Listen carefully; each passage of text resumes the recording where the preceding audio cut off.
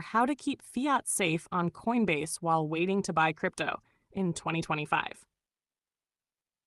If you're holding fiat money on Coinbase while waiting for the right time to buy crypto, here's how to keep it safe. 1. Keep your funds in your Coinbase fiat wallet. When you deposit money, it's held in your local currency until you make a purchase. No need to rush into a trade. 2. Enable two-factor authentication, 2FA. Go to Settings, Security, turn on 2FA using an authenticator app. This adds an extra layer of protection to your account. 3. Avoid storing large amounts in your trading account long term. If you're holding fiat for weeks or months, consider transferring it to a linked insured bank account until you're ready to buy. 4. Use a strong, unique password. Avoid reusing passwords from other sites. A password manager can help you keep it safe. 5. Stay alert for phishing attempts.